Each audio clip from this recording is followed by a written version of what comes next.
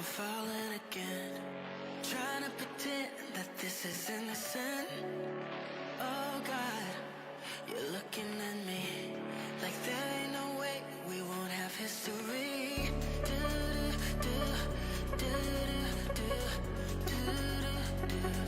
Cause we know damn well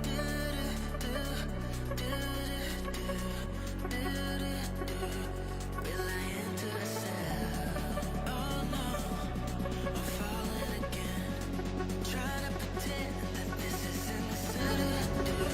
We're lying to ourselves. Oh no, like there ain't no falling again. History, trying to pretend that this is innocent.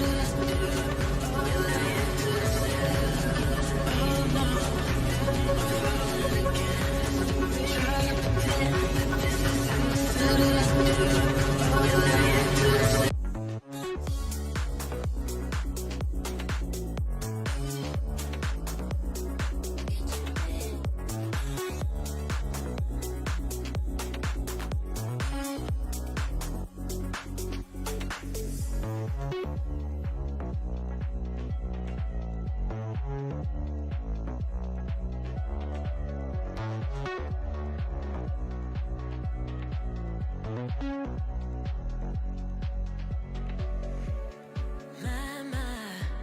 My back's on the wall. That look in your eyes says you're giving in. I know, and you know that there ain't no way that this is innocent.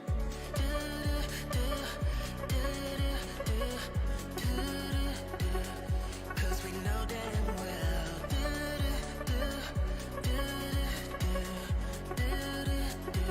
we won't have history.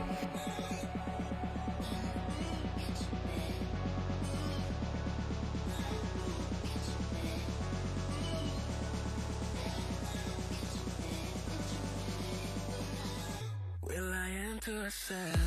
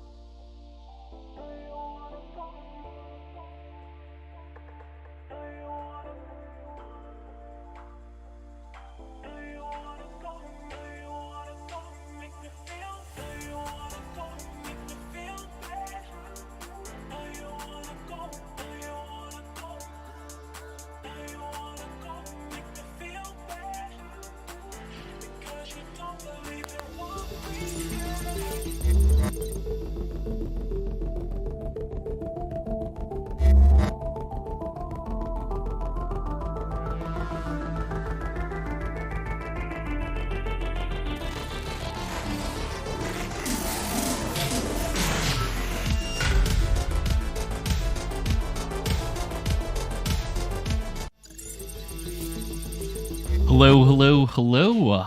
Welcome to the first ever episode of Play and Learn. I am so honored tonight to have the first episode of Play and Learn be all about one of my favorite narrative based games, at least that's what I like to call it, 2112 or 2112.run. Tonight I am joined by a co founder of the project, Brulo. We're going to be talking a little bit about what this project is in case you're not familiar. We'll be talking about the latest update. We'll be playing the game and possibly talking about the future. Depending on how many numbers we get in chat, we may have a little surprise for you. Brulo, how are you doing tonight? Hello, MJ. Doing great. I'm super excited to be here with you. So happy to have you. We've been chatting in Discord for forever, and now we finally get to connect. So for those that aren't familiar, I mean, you do it so much more justice than I ever would. Can you explain what 2112 is? Kind of what is it? What was the story behind it, and what kind of game is it? Yeah, I think that after a year and a couple of months of working on this, I finally get to to understand what we are actually doing here.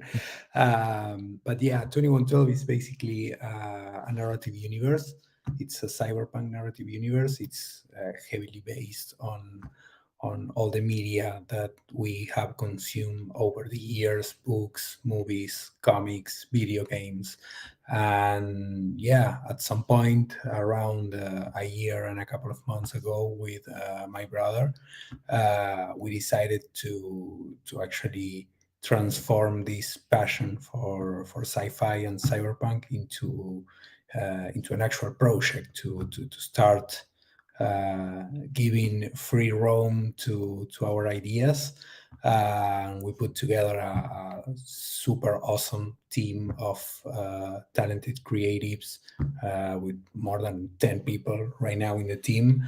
Um, so what we are trying to build is this narrative universe that evolves along with our community, and we actually built a game as a center pillar of this to enable these interactions, so players can learn more about the universe through the game, can affect the universe through the game, and also consume, let's say, all the stories and all the media that we can generate around the actual game. So what is the talk us through the protagonist in the game? Who as players, who are we portraying, and what is our goal? What is our objective?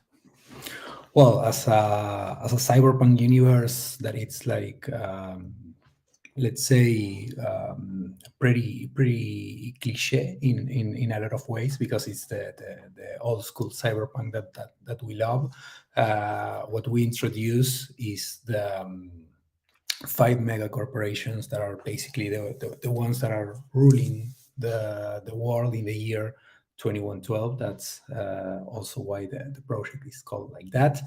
And as a counterpart for those evil corporations, we introduce the crypto runners that are both the Genesis NFT collection, the and also the playable characters for the people, and they are all hackers. Of course, in this universe, this is a deep universe in which we have characters doing a whole lot of different jobs, most of them illegal.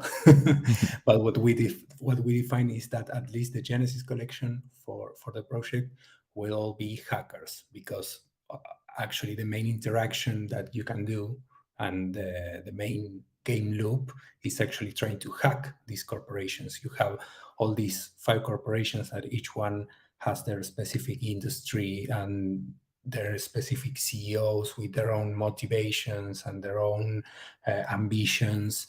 And you have in this counterpart that there are the crypto runners that are split in their five different factions, and each faction has their own their own way of life, let's say their own motivations on why they try to hack these corporations, why they hate these corporations, or why they oppose these corporations. So that's basically the main characters. Let's say the crypto runners on one side, the corporations on the other. Players at this phase of the game take part in the runner side, in the crypto runner side. The good guys, let's say, for Mhm. now. And so I was just scrolling through while you were talking about that, and showing what I love about this project personally. One, your website's incredible; it runs so well, and two, your art I think is just absolutely beautiful. I'm throwing the link in chat right now. It's www.2112.run. We're going through the different factions, and I just look at all this text, these rich stories. There are videos. There are little interactive mini games. There's very rich lore. Like you could read about this for hours. Yeah, And I got into narrative based games very beginning of the year, and I thought this was going to be a really big kind of push into the space, and just I to this day I haven't seen anyone deliver the visually and from a storytelling standpoint the depth that 2112 has. yeah. I Um, think. Sorry to interrupt, but yeah. I think that there's a core difference there, that in the fact that we actually started by creating the universe and the foundations. And I mean, we were working for several months on defining the profiles of these corporations, of their CEOs, of the factions. We were going back and forth with our writers and the artists on getting the looks for them, the motivations for them, and then we started to create a couple of stories to see how the universe feels, let's say. And once that was ready, we actually go and try to sell NFTs, and not Mhm. the other way around that you may see in some projects, that is like, I first try to sell you the NFT, then we see how we can fit the lore into that, let's say. Yeah, I give you praise for that too. Your order of operations I've appreciated. Um, Mr. Power, glad to hear that you love the art. And yeah, this isn't just like for show. Like this is actually what an NFT looks like. What we're seeing on the screen here. And so, Yeah. you have these different factions. They have their different motivations and stories. I immediately latched on to Stray Dog. I thought that just so cool, kind of rogue, so fun. And then, so when you're looking at the secondary market, again, not financial advice. We're just here to inform you about the game, but something that affects your gameplay, which we'll get into a little bit later because we're actually going to play. So stick around, chat. But you are going to want to look at the talent level. So talent can be 7, 8, 9, or 10. Talent 10 becomes much more rare, but it increases your chance of, hacking successfully. So you released version 1, which was a blast. Basically, you jack in to the grid and you make a series of choices. Each one of those choices, you can earn something called data, which is a token that you have.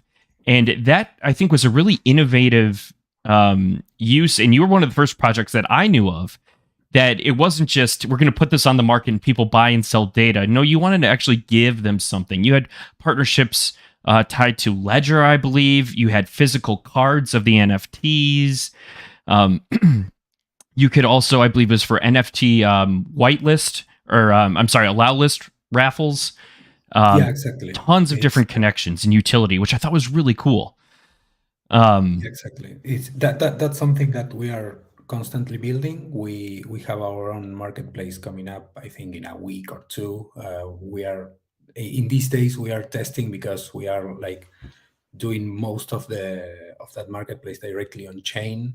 Like we are going to be able, for example, to run raffles that you can, with the data token, you can buy the amount of tickets that you want for a specific raffle. Could be an allow list or a physical collectible or whatever that we may have there. And the entire raffle is actually done on chain, totally verifiable.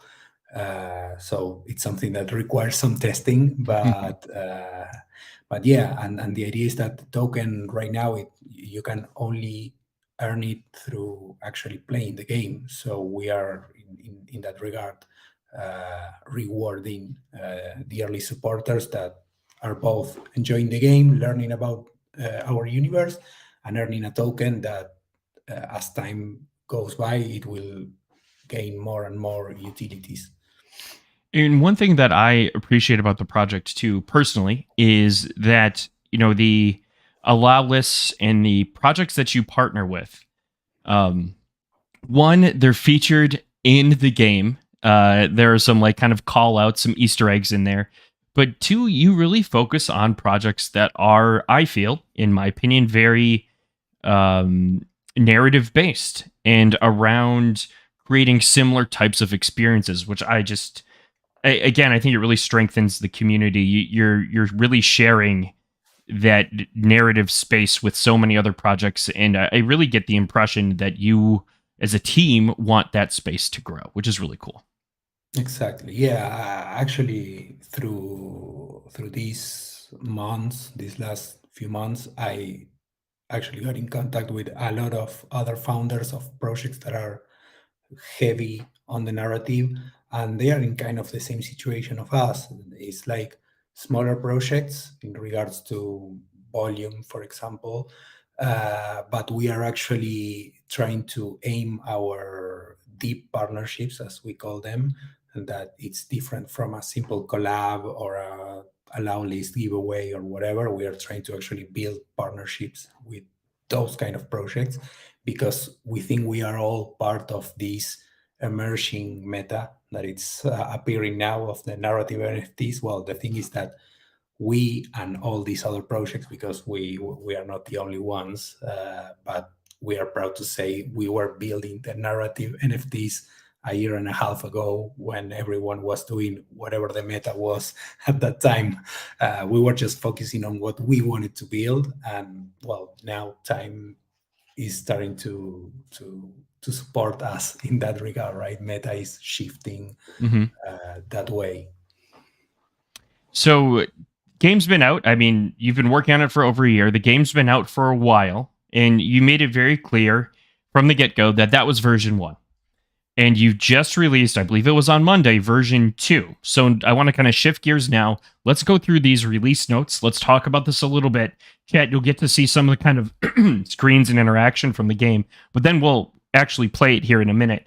And it's fun. I played a little earlier today during my break, and I was thrown for a loop. So we'll dive into it here. So looking at version 2.0 and what this all entails.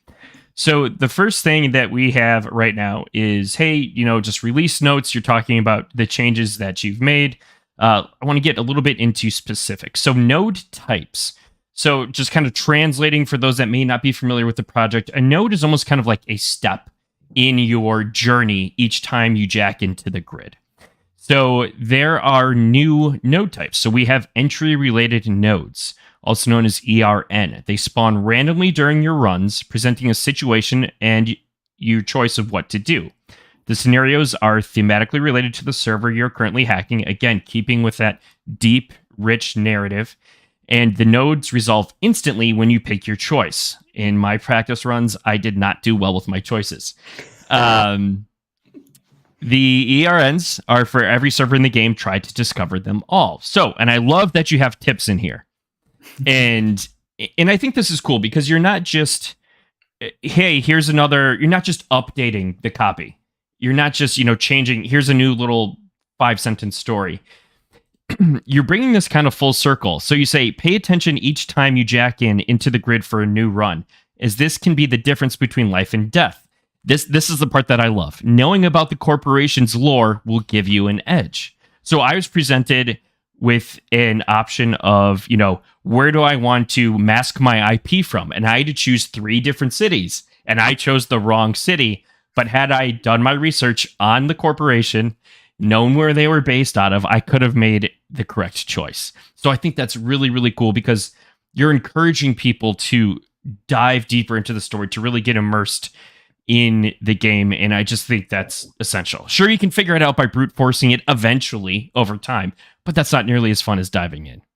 Yeah, the thing is that also you have like 5 different corporations, and you at this point in the game you get to randomly hack them. Let's say you cannot choose them, so you need to land again in the exact same corporation, and we have like different servers for each corporation that they are in different parts of the world. So the actual chance of getting through the exact same event again is pretty low. It could happen, but probably you will forget what you choose last time. Yeah. And what is fun about these notes is that they had 3 options, in which one is the correct one, and the other two is not that they are the wrong ones. One is the wrong one, and the other is the super wrong one. I mean, there's one that is that like the worst of them all. That is like, oh, you completely fucked up here. Well, the benefits or the punishments that you have for the different options scale depending on what you choose. So you really need to be careful when when choosing anything in the game. I learned that the hard way. So ERN, that's one new type of node. Then the other one, which I think is super fun, and I was like, wait, I made a decision. What's going on here? Is the discovery node. So they're very similar to the ERN. They spawn randomly, present you with a narrative scenario and choice. In the discovery node, your choice won't resolve instantly, but in a future node. And that was the part that kind of threw me. But it made the story so much more exciting. We created discovery nodes that thematically fit the corporation, and they can appear in any server. Some can appear in any server. From finding fellow runners to ruining Karaguchi products, there are more than 30 discovery nodes all over the grid. Can you find them all? Tactical tip. Until the discovery node is resolved, you'll need to adapt your gameplay to expect the worst, unless you are really sure you chose the good option, assuming there's always a good one to choose. So, again, kind of translating that a little bit is that you're presented with some choices. You make your choice, and how bad do you want to screw over the corporation, and you play a few more rounds, and your trace level, kind of your discovery, if your trace level gets maxed out, you get kicked out of the grid. You get found, and you lose your data. So the repercussions of that, like if you could play kind of recklessly, you could be in trouble, because that effect, almost like a buff or a debuff, could really swing your run one way or another, which is super exciting. It happened to me also in the test runs, and then playing directly on production, let's say, once we release. Yeah, the thing is that you made your choice, play a couple of more nodes, and maybe be reckless at the edge of being caught, and then you see that you fucked up a couple of nodes before, and yeah, it could be the difference. You could be doing a super good run and throw it away on that bad decision. So it definitely adds another layer of excitement to the runs themselves. Then we have new ice. So ice are a big part of the story every time you log in. There are different types. So there's the bouncer, watcher, and sentinel, and each one kind of serves a different purpose and will have some different effects or themes to it. So you've in this case you've kind of added onto it. Some of the gameplay mechanics there are the same, but more choice, more variety, which is always nice to see. And then you have new choices for ice encounters. So you also modified that as well. And I noticed that like some of these choices I was making, I was like, I'm screwed. There's no way out of here. So new combinations of effects and new names and execution texts, which I think are pretty cool. There's also the option to lose some of your data.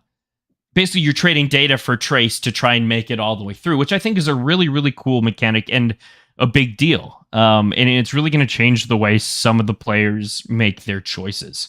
This just feels version 2, from the little bit I played, felt so much more well-rounded. Whereas before, I kind of had a singular type of strategy. I'm going to go in, I'm going to do this. I know when to take my risk, take my reward. Maybe it's because it's still so new to me, but now it's I have to be more fluid. I have to be more flexible. Yeah, yeah, and just to give some context for people that may not know the game, up until this version, the only kind of encounter that you had was this ice encounter, in which the resolution always were like three options, being one like low risk, low reward, mid risk, mid reward, and high risk, high reward. So at some point, gameplay turned out to be like, okay, I go like low, low, mid, mid, high, high, Yep. or I start high, high, and if I got a lot of trace, then like put the feet, the foot, I step out of the gas and like go slower and then accelerate at the end. Now, with the new node types, the first thing is that runs are longer. You have more nodes, so and you have the same amount of trace, let's say, to go through that entire server. So the decisions now matter a lot more. But we also introduce these kind of options in which you may forego part of your rewards to gain back more trace and try to make it through. So I think it's a lot more interesting now, and also all these new events we have quite a few. We created like a lot of them. So and a lot of them seems to be the same, but are like slightly modified. Not because we are lazy, but because on purpose, what we try to do is to like uh, make you made that mistake when you think like, oh, I already went through this one, is this option, and then you get surprised because it wasn't the correct one. And it's like there's a word or two there that makes all the difference. Interesting. All right, I'll be on the lookout for that. And then new choice for mainframe nodes. So introducing new one new choice that can spawn when entering a mainframe. That's the final node. Yeah, so that's like the very end. High risk, but you also say, hey, the tip basically goes on to say, don't necessarily always plan for this because it might not always happen. It's rare, but when it does, it sounds like it's going to be huge. Yeah, it is. If you manage to land that one, it probably gives you a good chance of breaking a record. That actually, well, the records are already being broken on a daily basis. I'm checking the metrics every now and then, and it keeps getting higher. What I need to check is if one of those records are because of this new option that Nice. sometimes spawn. It's basically like a lot of potential trace, but also a lot of potential large data packets.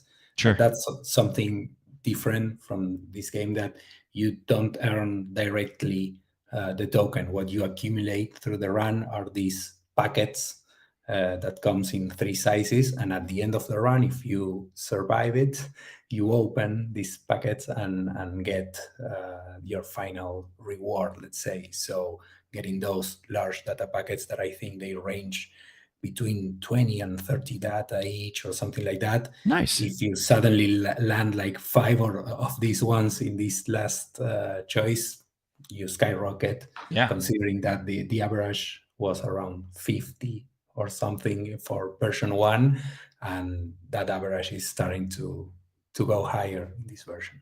Oh, that's very exciting. So speaking of that, I want to touch on this now. So you earn these data, and a way that you kind of also make the game fun, in my opinion, is you have these runner games where you're looking at, it's basically a leaderboard. Who's getting the most data? Who's performing the best? And it's a fun extra element to the game, which I think is really, really cool. You do these little contests. The Discord is separated out. You can get a tag of your faction that you like. There are special faction chats you can have.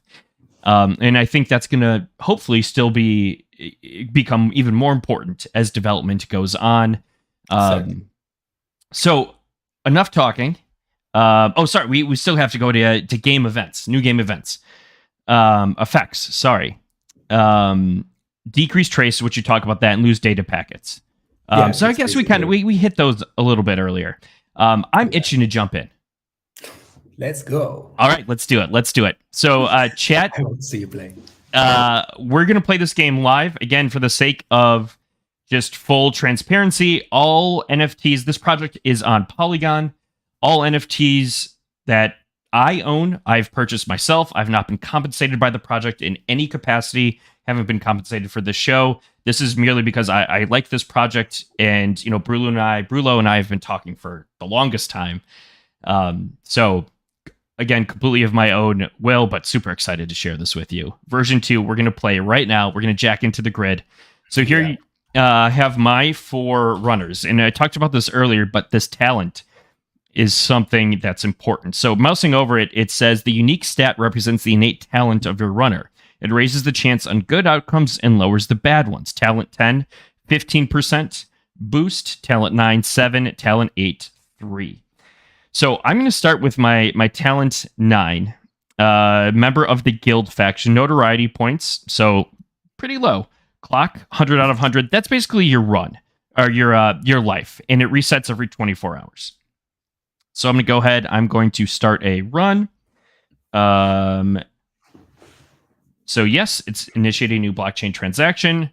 It, again, being on Polygon currently for the specific run, this is costing me 0.00684084 Matic, so very, very, very small. And it waits for the transaction to complete. And chat, if you have any questions, please let us know. One comment I want to add while we wait for the transaction is that the game runs on Polygon, but the runners are actually on Ethereum layer 1. One thing that we actually are very proud of is that we build the entire game engine in a way that you can play the game without having to breach or do anything to your layer 1 NFT. You keep your runner on layer 1, and when you want to play, our game engine checks for the wallet and the ownership directly, and you just change to Polygon network and play. It makes for a very seamless experience, which is nice. All right, so we're gonna get started. So yay, transaction went through and your runner is ready. Let's go ahead, start. Make sure this music is going. Might have to adjust volume, so chat, bear with me here for a second. But I want to unmute that. All right, here we go.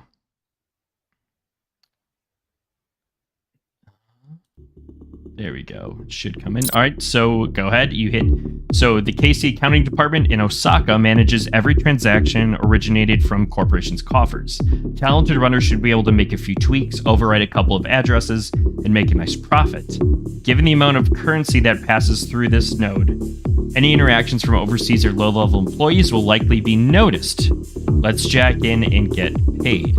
So you have some information here, right? You know where you are in the world, where the server is. Actually, not where you are, but where the server is, and what the corporation is actually doing in this server, right? So you may use this information in the future.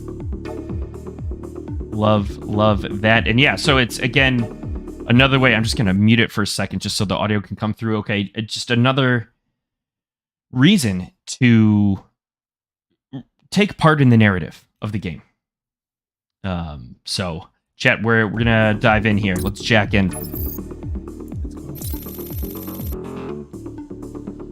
A wall stands before you. There's a gate large enough for you to go through. You decide to walk towards it when the floor starts shaking rhythmically. Boom, boom, boom. Above the walls, colossal armored figure appears. Closer inspection, it might be very well an empty armor. Every step it takes is followed by a boom, what feels like an earthquake. The Munchen Bouncer. I'm, chat, if you turned into any of my previous 2112 streams, I'm the worst at pronouncing these things. Stops in front of the gate, blocking it entirely. So,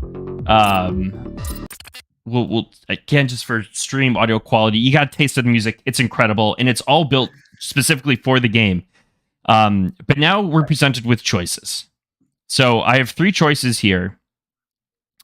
And this, and you mouse over everything, it explains, what you're going to get, how many data tokens. So these are for small data packets, medium, and large. This is your trace level.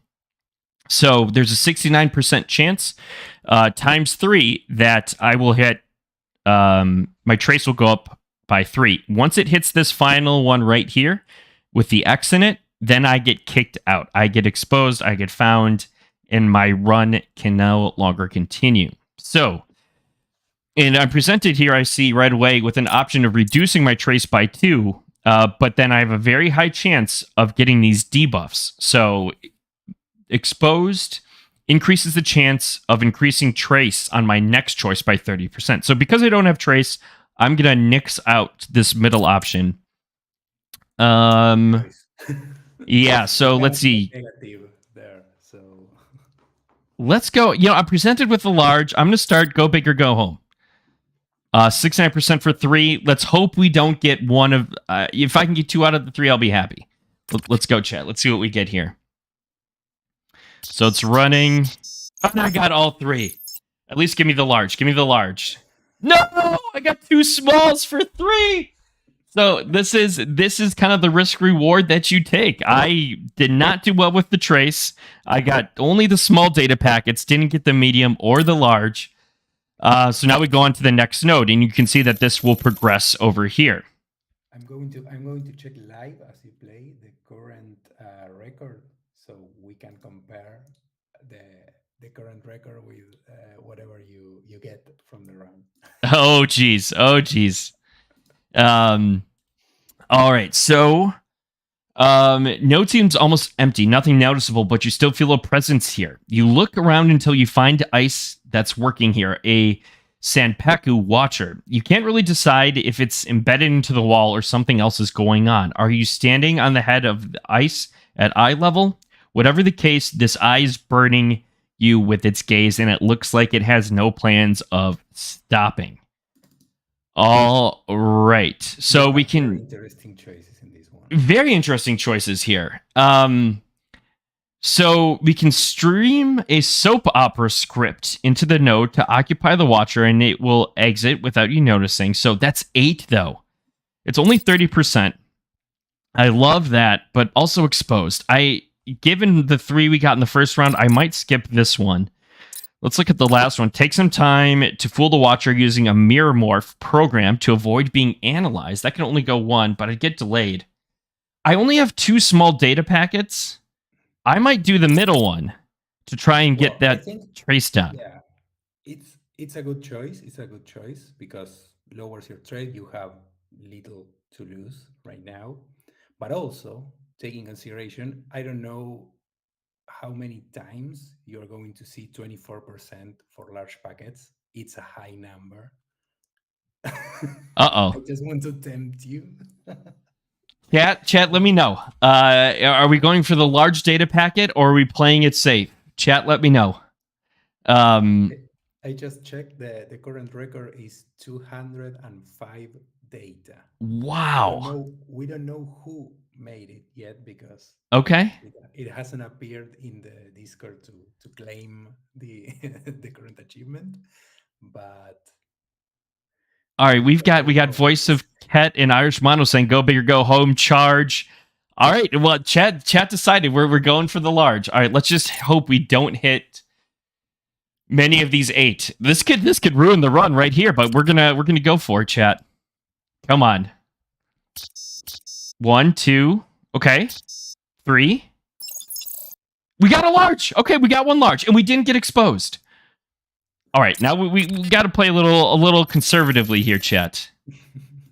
Strange. Suddenly you feel strange. Small as if you're somehow been diminished, but that's not quite correct. You look up and notice what's floating above the digital landscape. Oh man, I'm gonna butcher this so bad. A Cheng Hung Shen bouncer? This corporation is the Japanese one, and our writers go like full immersion with these things. Like I love it. The German one has unpronounceable names. I think this one, well, this sounds a little more Chinese. Probably I'm going to check with them, but it says like, yeah, Cheng Huang Sheng. bouncer. The thing is that if you Google these kind of things, they all make sense. Sure. Like they are like or deities, gods, or mythical things. The idea is that all these encounters, that the corporation make these encounters to fit the aesthetics and the things they believe in. So another level of depth that you can explore if you want. I like that. That's pretty cool. And chat, if you know how to pronounce these things correctly, please correct me at any time. That offer is always on the table. Tell me what I'm doing wrong. All right. Let's get our volume up. There we go. All right, your mic should be good now. Okay. All right, so we got 3 options. I don't love the first one, but it has concealed. But that's I can't risk that. 79 or 2 of 69 of 1. I think I have to go with the last one. Surgically decode the bouncer ice defensive stance with a smart pick program to open a gap and pass through. I think I gotta play it safe here, chat. You still have a long way to go. I know. Oh no, and it hit. Oh, chat, this is not looking good. You find yourself in a node that is suspiciously quiet. You can hear nothing except the rustle of paper. You follow the sound until you are face to face with a gargantuan origami watcher, a pig made out of folded paper. As intimidating as it is, it doesn't seem like it wants to attack you. It's just watching you, not letting you out of its sight. Why are you staring at me, pig? Why are you staring at me? Again, like, look how high it's 60%, 60%, 7%. We gotta go down here. It's a lot, but I'm going for it. And there's a large. We're gonna. Oh, I clicked off. Here we go, chat. Running a hypno script to manipulate the watcher for a brief time and move along unchallenged. None of them hit, chat. Let's go. Big dub. Don't care that we didn't get any data because we're moving on to the next round. We are so close. So close, chat. Yeah, actually, I noticed that in this run, you didn't get the new ones. That they have a percentage of spawn that it's pretty high. They appear almost always, but sometimes they don't appear. So the runs are not that long. And if you're not used to play and the run is too long, you may like lose a lot. And we don't want to frustrate the players. But probably if we play one more after this one, you're going to get some of the new notes. Oh yeah, definitely. We'll be running it back. You feel serene quietness around you, but this is the grid. Peaceful moments are rare occurrence. From out of sight, a Hachiman sentinel jumps in front of you. Blade drawn and bow in hand. You can't tell if it's going for a ranged attack or if it plans to fight you in close quarters. But one thing is for sure, this ice is not holding anything back. We got one more note after this. I think I've got to cut this back. I'm playing it safe again, chat. 91%, dropping down by 2. Hoping for a big one in the final. Let's hope these hit. Only one of 2! Hope you don't need to give your large here. Okay. Whew. Did not, thankfully.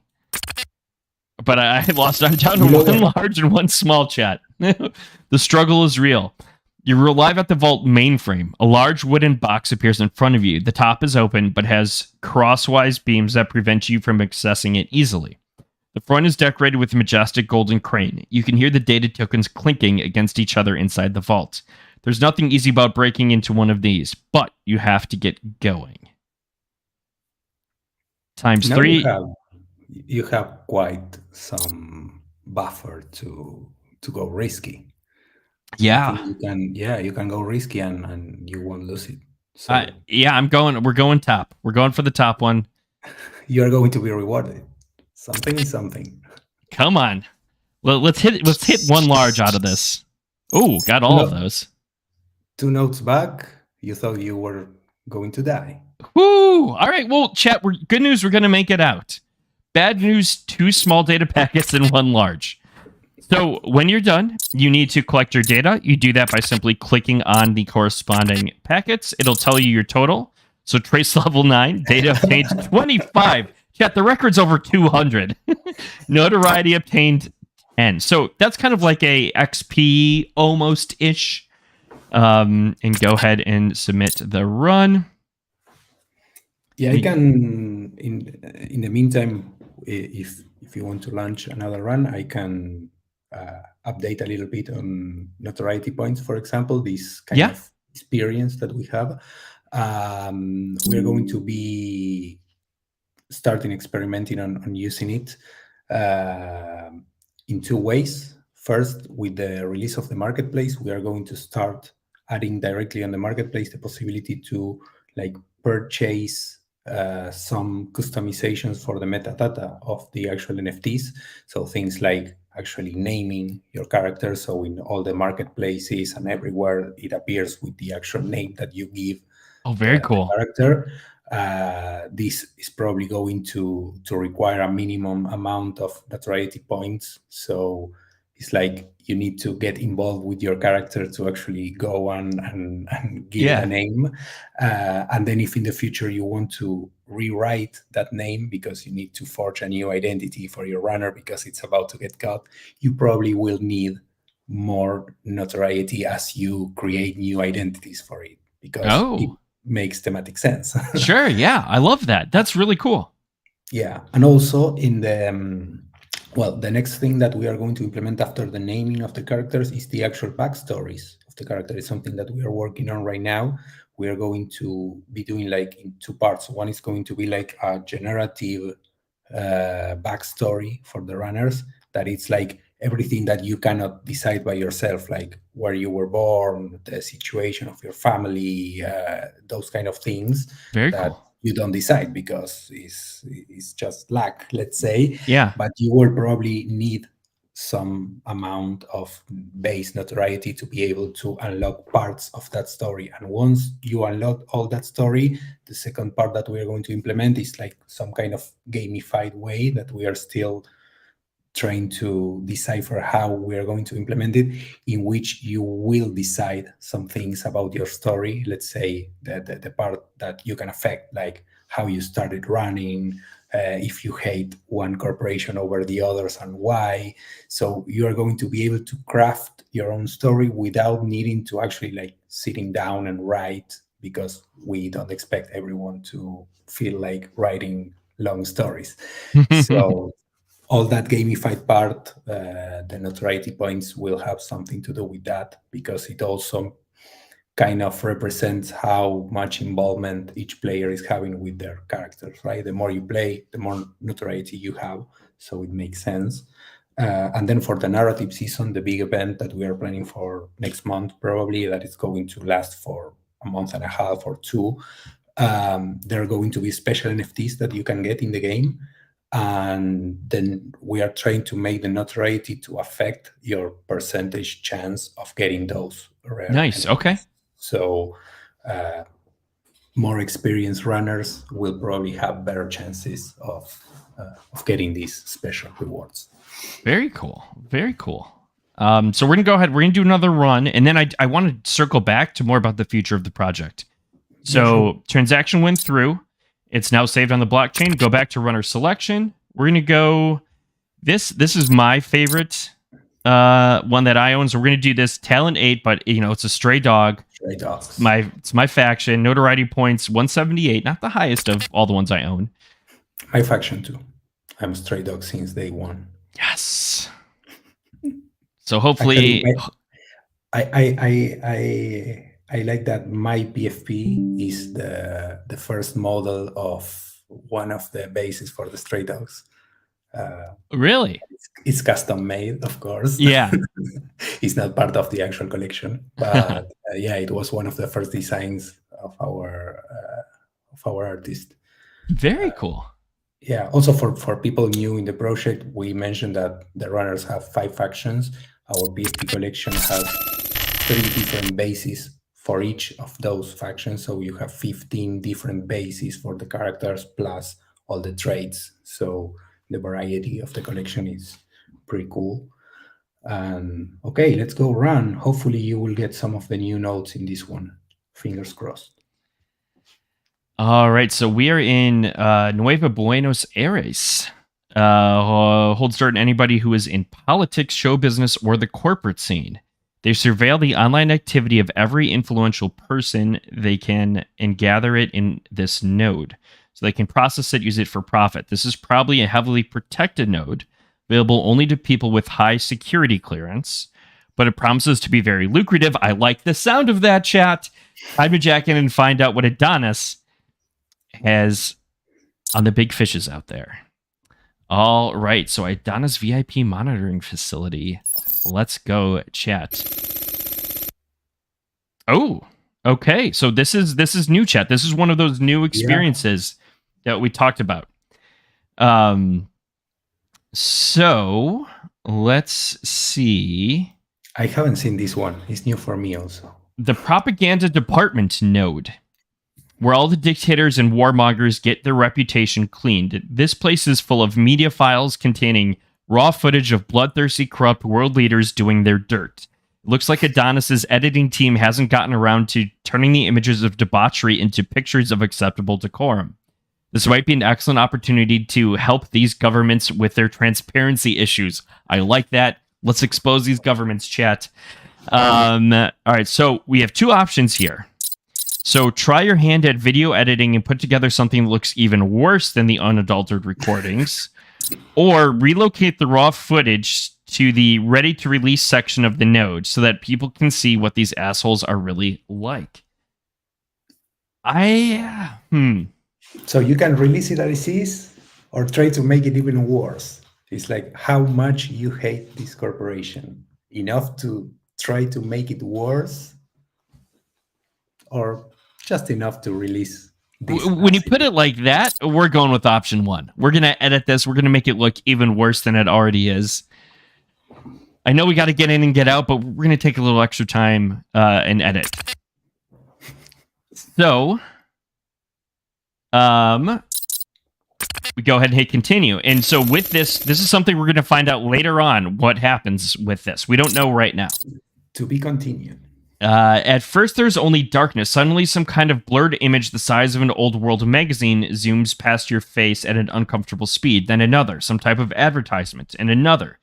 Even marketing difficult to distinguish. Soon, there is relentless flurry of light and color crowding around you. An info.overload bouncer is attempting to boot you from the node.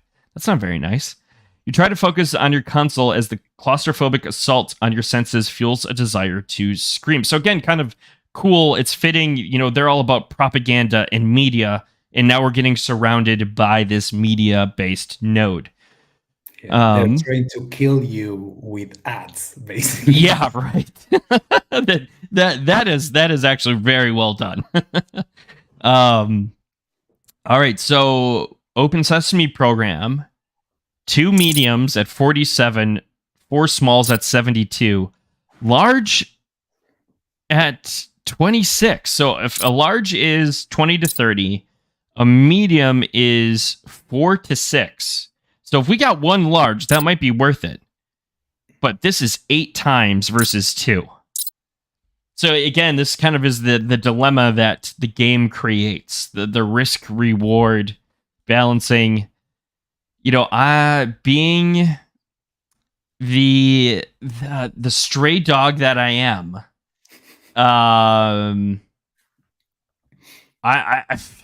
we're gonna go over the bouncer. We're going for it, chat. We're going for it. I want the large. The interesting part with the sizes of the data packets is that they scale like hyperbolic. The large ones are like super huge compared with the medium ones. Yeah. You missed all of them. Like statistically, you should have at least hit one. Right? So you are a very unlucky man. Very unlucky. But only got 3 out of the 8, so I'm not too upset with that. Colossal figure towers over the entire grid. A polyfem watcher might have a single eye, but it doesn't blink. It doesn't lose track of the objective. You can feel it burning you with its gaze. There is no place to hide from it. Luckily, this ice won't try to come at you. It'll just never let you out of its sight.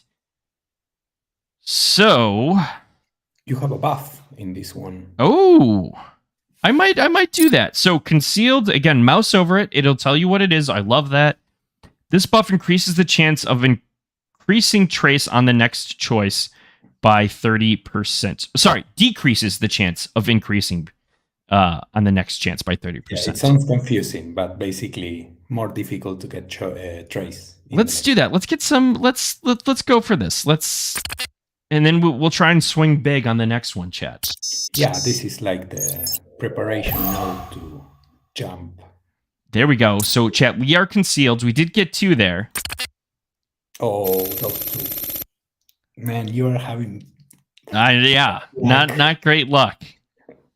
Okay, so here we see standing in a barren node. Initially, nothing seems like immediate threat until the digital ground starts shaking and turning.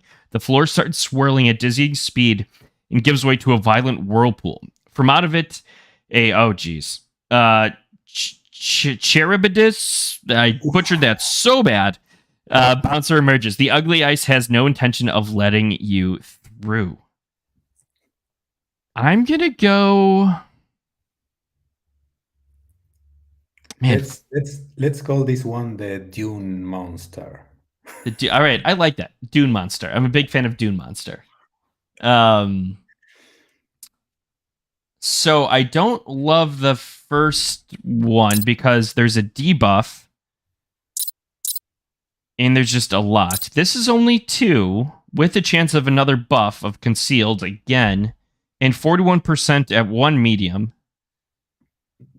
This is informed, so increase the chance of getting data packets on the next choice. We need data packets, chat. So I'm gonna go with this one. 9% times 4. Let's get some data packets, chat. All right, we got a small, and we got the buff. We got the buff. All right, here we go. Notice organized into interlocking cells of information, and you soon realize the pattern you're following is leading you in a circle.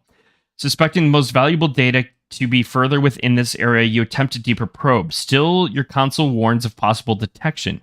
Stationed prominently atop the central towers in ice known as the Panopticon Watcher.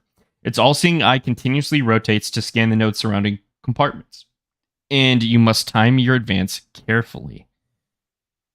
This is easier to understand. The Panopticon, right? Yeah. The guy watching you. Much easier. 24 at 2 large is so tempting, and 94 on the small, but 27% at 6 I don't love. 15 at 7 with large and a buff. 33 at 2. I think we're going to launch the fireworks, overwhelm the watcher so we can advance covertly. Let's cause a little riot here, chat. Maybe don't hit. You are firework. We got a medium, and we got the buff. And you didn't get any trace, I think. Yeah, no trace. So our luck is changing a little bit. Oh no! Your little video project is not hit you expected. Your editing was so evident that Adonis is framing the story as proof their clients are the target of a smear campaign. If we're being honest, you have most likely cemented the dictator's claims of fake news regarding their multiple crimes. It feels bad. This feels horrible, chat. And I'm now delayed. So, delayed deep buff that decreases the chance of getting data packets on your next choice by 30%. Oh, chat. Oh, I think you're basically canceling your buff with your debuff. Yeah. Which, all right. So, good thing we got the buff. Yeah. But now you see how your all choices come back to bite you. Yes, absolutely. This is the other new one. Oh, here we go. The entry related. Remember where you are. And what this is exciting. You notice the Adonis algorithm has started a routine check on all users interacting with this node. Oh, great. Thanks. It'll soon reach you, and you try to validate you've got the right credentials to be here. You can see a few entries in the Adonis employee index, so you can mask your interactions to look like they came from them. But you have to decide which one and fast. Hey, what's up this way, UK? Hey, Ty, thanks for popping in. All right, so mask your interactions and pass as an Adonis Director of Communications. Mask your interactions, pass as Adonis Pleasure NFT Developer. Mask your interactions and pass as an Adonis warehouse operator. So I'm I'm gonna This one is guess. Oh.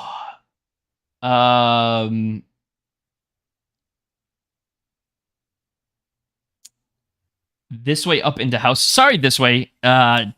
Welcome, welcome, welcome. So happy you are here.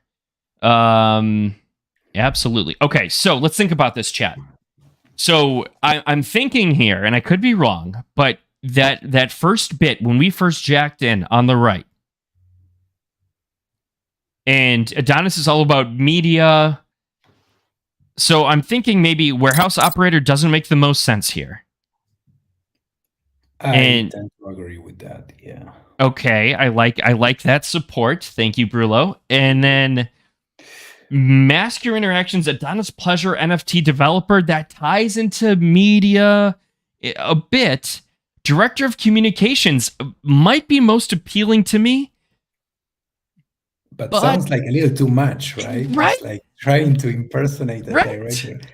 This may be one of these cases in which knowing a little bit more about the lore of the corporation may help, because the pleasure NFTs are like the main product that Adonis produces. Yep. In our universe, the NFTs evolve in a way that allows you to feel real sensations, much like the brain dances from Cyberpunk 2077 and those kind of things. Like, people cannot afford to eat steak anymore, so they consume an NFT that it's actually a consumable. They burn it.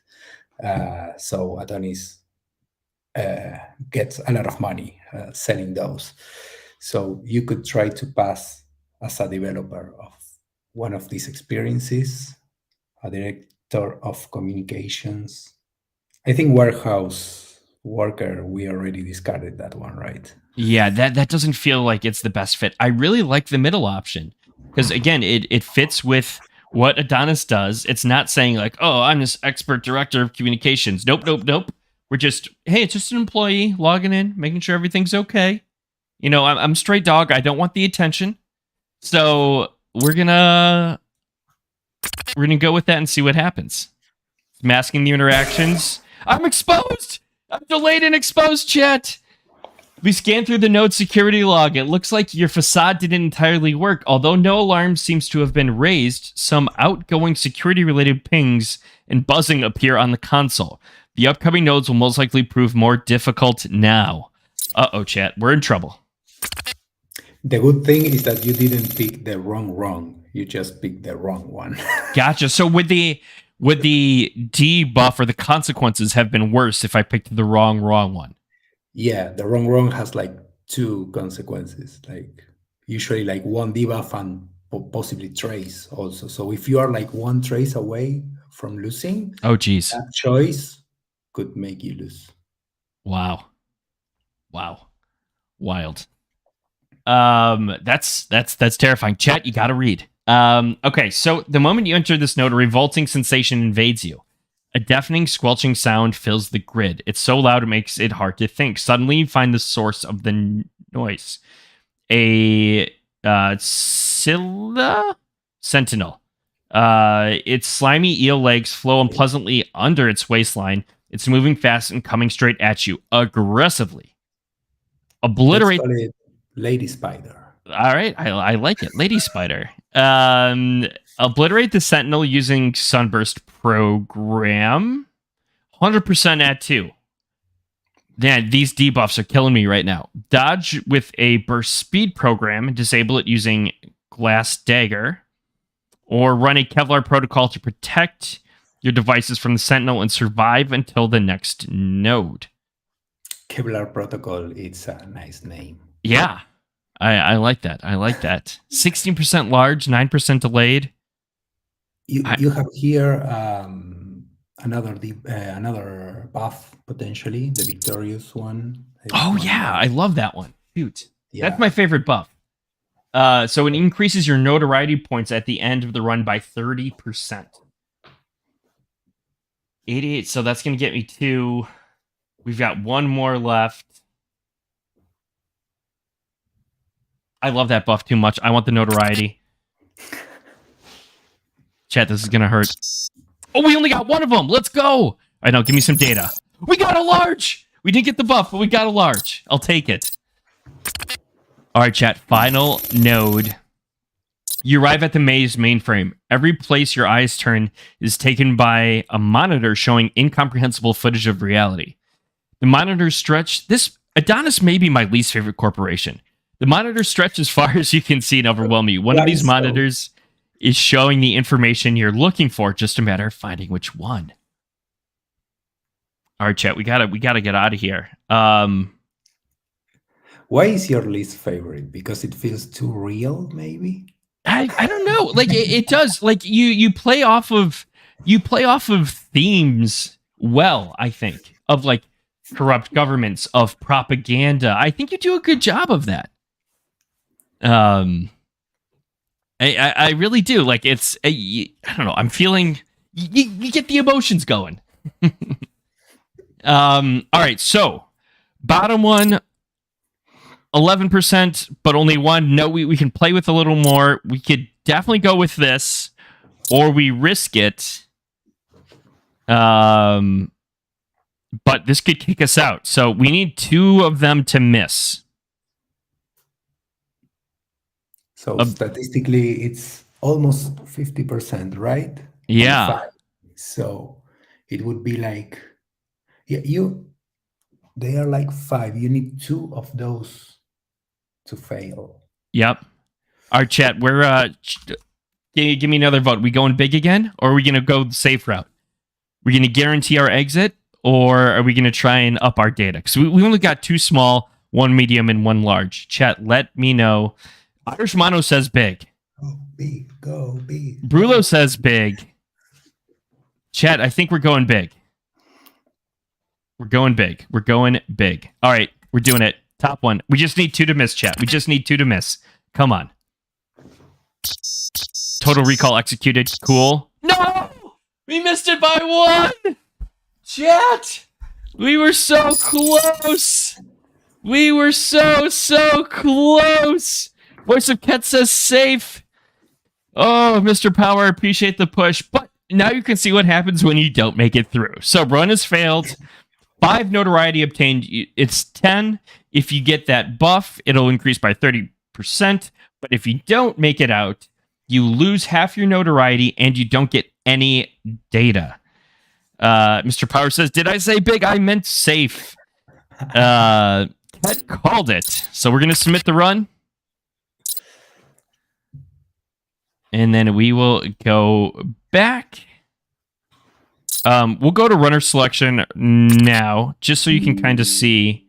Boom, I just got the notification that it confirmed. But you see the clock is now at 51 out of 100. So you get about 2 runs a day. Irish Mono says big equals safe. Brulo, do we have time for one more? While we go through that, I'd like to talk about the future of the project. So this is version 2. You've rebalanced some of the choices. You have new decisions. You tie much stronger into the lore. Thank you this way. Appreciate it. What's next for the future of this project? Okay. That's the interesting part, because we released this second version, and as we were working on this one, we had part of the team that is dedicated to the game design started working on what we call the game that we wanted to build since the beginning. That it's like the evolution of this game.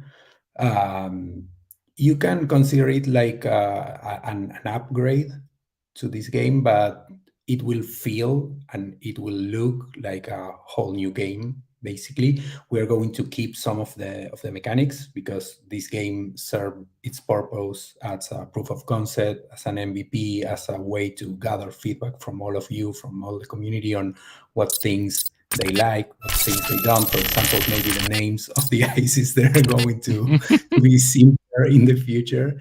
But for example, we see that all these narrative and immersive things are super well received. So we're going to keep those. And what we wanted to build since the beginning, and is the what we are actually in design phase right now, it's a roguelike deck builder game. Um, in the style of like Slate Spire. I think it would be probably the most famous one in the genre. But the idea is that all these ice encounters, specifically the ice encounters, instead of just having to choose and rely a lot on luck, you are going to play those with cards, right? And the idea is that you will create your deck of cards as you go through the run. You enter the run with a base set of cards, and as you progress, the game will offer you different options of cards. So you go and construct your deck while you play. Once the run is over and you enter a new one, you are once again with your base deck, and you need to build another deck from scratch, let's say. Of course, the runs are going to be a little more longer, let's say. It may take between half an hour and 45 minutes, we expect. Wow. Yeah, because the idea is, I mean, we are uh, pivoting the game from an interesting game of chance that gives you rewarding tokens to an actual game that it's like challenging and fun first, and you have the possibility of earning rewards by playing it. But the main motivation to play the game should be like, okay, this game is fun. It's like it's challenging my mind because I can do decks and combos and this and that. So we are actually building a game that could be probably offered on Steam if we want. I mean, leaving aside the Web3 component, let's say, the idea is to make a game that can be appealing to any gamer coming to the space. Uh, of course, it's going to be more skill based. It's going to be more complex in that regard, but it will keep um, all the narrative part. For example, these kind of events that appear and you have options like choose your own adventure, you are going to have those in between the ice battles. I think there's a question there that is super good. It says, with the runs getting longer, will the limit number of the runners can perform a day? We are actually working on a system to probably, this is super alpha, probably deprecate the clock system. We want to, in some way, allow people to play a lot more times if they want, because the game is fun. What we are trying to balance is how the rewards work in that regard. Maybe you can play as many runs as you want, but only the best 3, 4, or whatever are the ones that actually gives you rewards, and you get the rewards once per day instead of per run. We are thinking about that, but the idea is that actually we are trying to make it a game that it's so fun that you actually want to play it more and more. So um, yeah, that's pretty much the thing. And for that game, we are also working with a professional UX UI designer, because all of this thing that you see that looks pretty awesome and it's super immersive, it was made in house with the artists that we had, that they were not game developers per se. Now the team has grown, and we have, for example, one person that is dedicated to create a whole new interface with animations, interactions, the user flow, as we were required for a game that is going to be more complex than this one. We're going to redo all of the game assets, the ICs, the backgrounds. We are going to add new soundtracks. The idea is that we are going to overhaul the entire game, basically. Wow. Yeah. So, but we wanted to release this patch because, of course, we are still, at least I would say, 6 months away from a playable MVP of that version of the game. Sure. Of course, the game will be released in batches, let's say. we're going to release an MVP fully playable for anyone holding our NFTs. So you will be kind of like the early access ones for these. And then on top of that, we're going to expand, build, etc.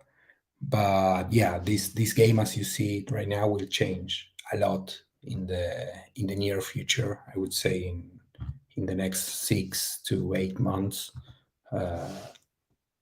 That's our goal. That's most of our efforts are moving now into that development. Now that we release this. So you, we're still going to have the same concept. You're still hacking, but it's going to be deck building, and that's going to kind of change and influence your decisions. We're in version 2 right now. That's going to be kind of a complete rebuild. You mentioned earlier that there's going to be a narrative story arc starting soon. Exactly. Can you give us any information on that? And is that going to feed into the deck building game at all, or is that going to be kind of separate? No, this is going to be happening with this game version. Okay. So also, as most of the things that we do are these experiments that we run along with the community to gather feedback and to build this together. What we are trying to do is that the main story arcs of our universe, the things that define the base of our universe, are decided along with the community, but instead of just voting or submitting ideas, the idea is that the community should be able to impact this through gameplay. So we created a specific event that will launch next month. I'm pretty sure of that because the entire material is done. What we need is a couple of tweaks in the game engine to allow you to get these special NFTs that I was mentioning. Yeah. But basically, players will be able to play the game, obtain these special NFTs, and decide what to do with them. That may require also some role playing. I'm starting Nice. to leak things Okay. there, but it's like you obtain special NFTs, you can go to the Discord server and interact with special characters that you will need to role play your way out of there, let's say. And those special NFTs will give you the power to actually decide what happens with the narrative arc. The first one is about human cloning. Okay. So if in 2 years or more we want to write stories or do a movie or whatever that is related to human cloning, we are going to make those in a way that fits what the community actually decided in this event through gameplay. So this will change something fundamental from the universe, like forever. That's so exciting. And you're not only are you doing narrative, but you're giving that power to the people, so to speak. Exactly. Very, very cool. So then will the deck building game, will you have similar types of arcs, story arcs? Yeah. Fantastic. Yeah. The idea is that this one is like a first approach on how it may work functionally, let's say, on the mechanics and how they can work. But the idea is that through the entire project, we will have these seasonal events, and each of those will be a big narrative arc. We already have the baselines for at least 3 or 4 more of these seasons.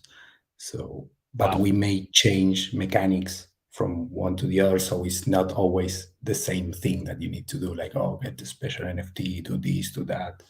The idea is to plot twist a little bit. I like it. I like it. Mr. Power asks in chat, what's the cost to get in? Just play at basic. So the floor price of a crypto runner right now on OpenSea is 0.02 Ethereum. But we're going to do one more run, and then we will do a little surprise for those of you that had stayed with us. We didn't really announce it too much, but we will be doing a giveaway for a free crypto runner. So you will have a chance if you are in Twitch chat, if you're watching on Twitter, YouTube, come on over to Twitch and we'll be giving away a free crypto runner. All right, so let's jack in last time chat. Zebra Synthetics. This is a new corporation we haven't faced up against. the monolith production line in Mwandas, where spare parts become robots and androids. Security here is tight as can be, but talented runner could get some classified about the manufactured process and would be worth some real coin. This one is mostly frequented by engineers and technicians, so blend in. All right, so chat, let's remember this for later. Engineers and technicians. And get the assets and get out. Jack in and do your thing. All right. Hissing noise you heard as soon as you entered the node was intimidating, to say the least. It isn't long until you are face to face with the ice responsible for the noise. A Viper bouncer. Thankfully, that was very easy to say. Its hood is fully extended and it moves from side to side in a menacing way. However threatening, you know that it won't jump you just now. This is a defensive program deployed to block your way into the next node. Well, I got news for you, Viper. You're not blocking anything. We are going to storm right through. It's decision-making time. So we're all in the 60s here. We've got a pretty good chance at hitting these smalls and only one. But if we look at the size, so data packets of a medium is 4 to 6. A small is 1 to 3. So I kind of like what this oh man, but then it's only 3 for that with a chance of a large, 50% at 2, 65 at 4. Chat, we're going big off the bat. This is a talent 9. We're going big off the bat, chat. And we hit all 3. Let's get these sound effects back on. 2 mediums. We got 2 mediums and we got a small. That's okay. All right, I'm happy with that result, chat. All right, moment you enter the node, you see it. How could you not? It stands in the middle of the digital landscape, towering over everything else around it. Ravana Watcher. Another easy one, thank you. It's 10 heads all looking at you. Every time you move, 10 necks turn to follow you. You're grateful this particular ice isn't meant for combat. Too many arms to fight off. However, 10 pairs of eyes are fixated on you, and they're not letting you out of their sight. So, 30% times 8, but probably going to get exposed. 24% at the large. It's tempting me. I'm feeling reckless right now, chat. Inject some data, so that would decrease. That would take away probably our 1 small. But that could set us up for big things in the future. And then 27 times 2, 51. I'm gonna go. I like this one. I like the bottom one. Hopefully we won't hit anything. I like our odds. Yes, didn't hit. We got a small. Okay, we got a small. I'll take it. It's basically a free small. Moving on to the next one. Flying through these. The Mandela... Oh, this is fun. Okay. Mandela Horizon Grid Development Division, where Zebra architects build the most complex and beautiful grids. This node indeed holds some exciting and valuable intel. Knowing the terrain is half the battle, and runners spend half their lives immersed in grids. However, it seems unlikely that there are no security measures here, so maybe it's best not to mess with this... to not mess too much with this place. Leave the node alone, it's not worth the risk. Make a copy of every file you find related to the grids of the Big Five. Oh, that's so tempting. That's so tempting. Arishmana with the mid call out. All right, I think we're getting some context clues to maybe just leave it.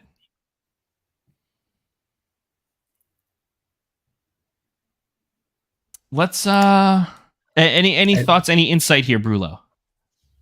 Yeah, no, actually, I was going to say that I like this kind of decisions because they are like so evil. Because you know that the right thing to do here is to actually do nothing, but your human inside of you says, I want to do something. I cannot just I want to get it all and expose them. You know what? That's why I'm hacking in the first place. We're doing it, chat. We're going for it. I guess we're gonna find out later what happens with that. I am now paranoid. This is gonna come back to haunt me, isn't it? You enter the node and immediately hear something flying towards you. You dodge out of the way and clearly understand what's going on. Stuck on the floor of the digital landscape is one half of Trishula Sentinel, a long, sharp trident. This one missed, but you're certain there is another one just like it homing in on you. This ice only has one directive: to impale you and neutralize you. Oh, Victorious. I love Victorious. That would help make up for those notoriety points. That's one. Okay, so another interesting choice here. So 65%, 44, and 5 smalls. This is 9 smalls, 11 medium, and Victorious. Very low percent on the 4, basically guaranteed 1. We're going for the middle road here. Let's get some data here, chat. Okay, we only got 2. We got a small, 2 smalls. No mediums. Oh, We got the buff though. We got Victorious.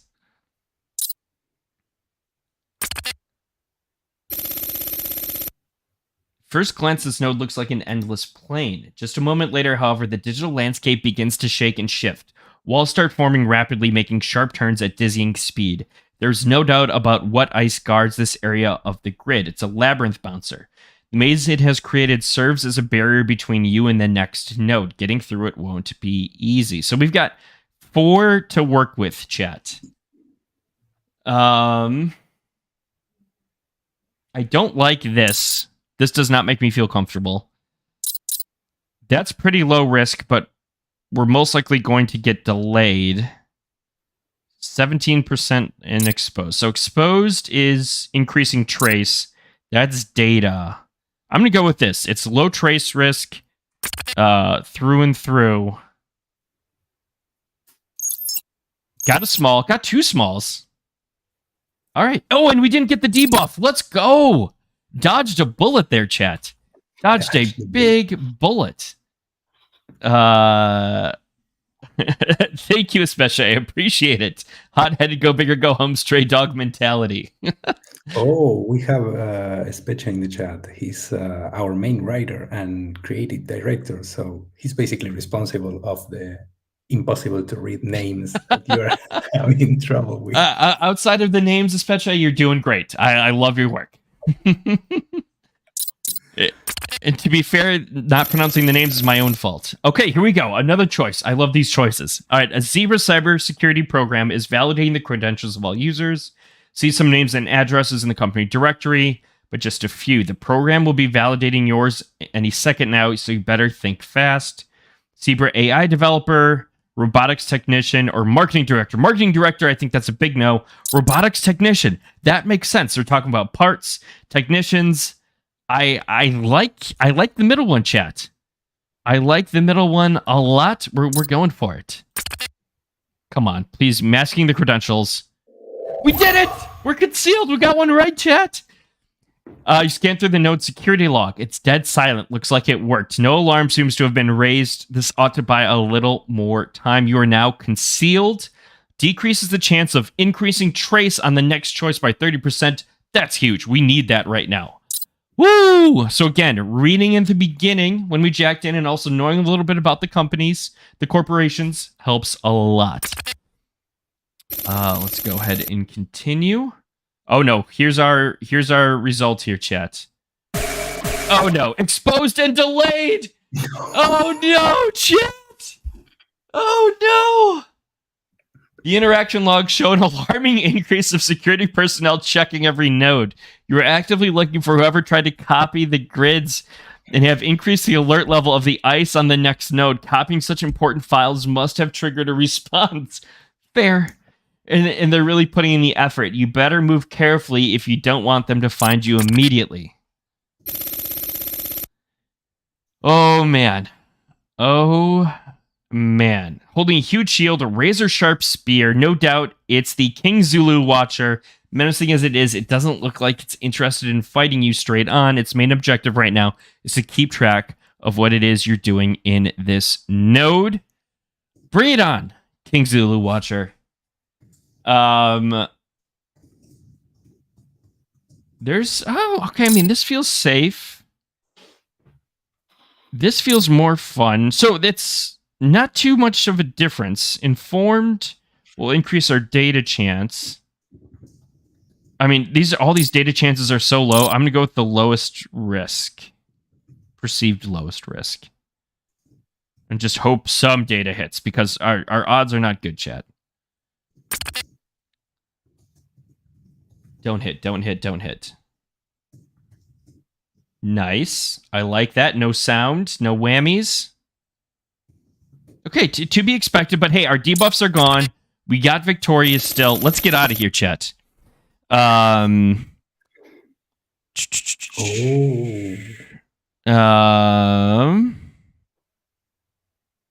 You have an interesting one there. I have a very interesting one here. Let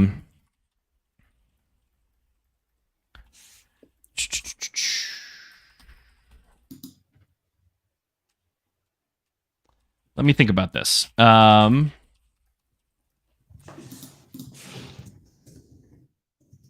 You arrive at the vault's mainframe. You start feeling warm and hearing the blowing of wind and sand. In front of you, there's a gigantic pyramid. Each of its components blocks rotating relentlessly. Who knows what treasure it hides at its center? Soon you will. Okay, so we've got 4 trace to work with. As long as... So we could do this one and make it out okay. We could do this one to make it out okay. Or we could do... Yeah, we could definitely do that one. Or 86% at 5 large? That's insane! Oh, chat. That's... Mathematically, this makes no sense, but I want to do it so bad. That's exactly why it's designed that way. Mr. Power says it's all about that data, baby. Irish Mono says all in. All in. I must say, you are probably going to die with the first one. You are most certainly won't do it. But if you do it live on stream, it's going to be epic. It's going to be epic. I think that's it. And just doing the math here. So there's potentially, 5 times 3, that's 150, up to 150 data on the line here. Let's do it. We're doing it. We're going big. We're going all in. It's okay. It's not the stray dog. She can afford to get out of here. Sorry, guild member.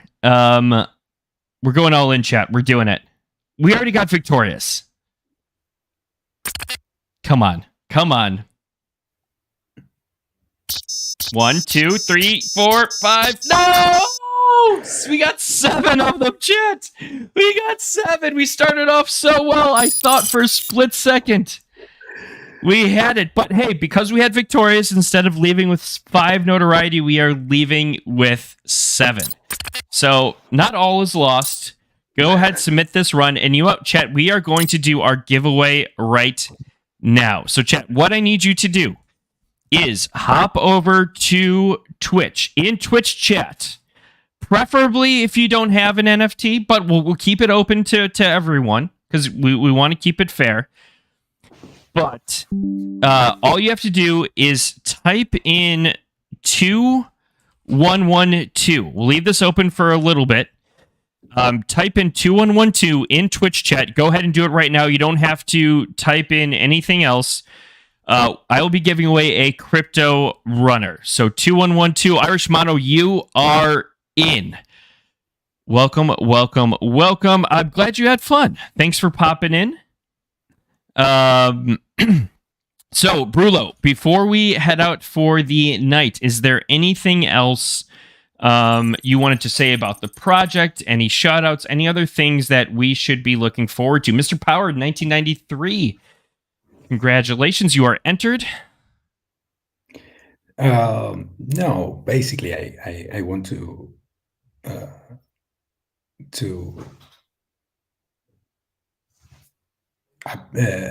Oh, sorry, I'm too sleepy. Sorry, it is so late. Thank you for staying with us. He is on the other side of the world right now. He's killing it.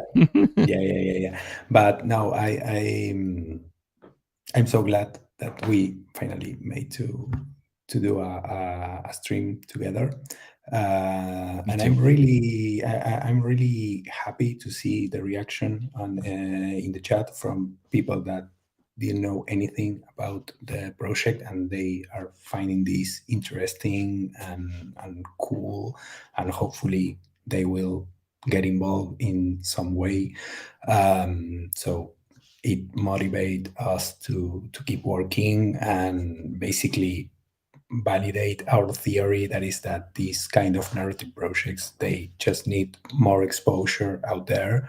And once people understand what we are doing with these kind of projects, I won't talk only for us, but for many narrative projects like this one, I think we are going to to basically shift the meta in Web3. So and someone Irish learned that the risk management is terrible. Yeah, we all learned that. Yeah, both leading a project and playing a game is too difficult. But yeah, it's just that I'm so glad that we had this time to play together. Me too. Thank you so much for coming on, chat.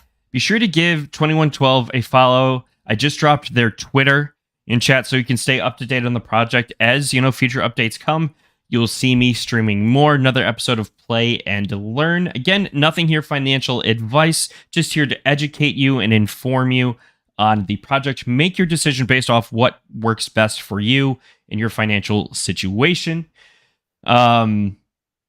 We have... Oh, we got a spammer in chat. What was that? We got to pick our winner.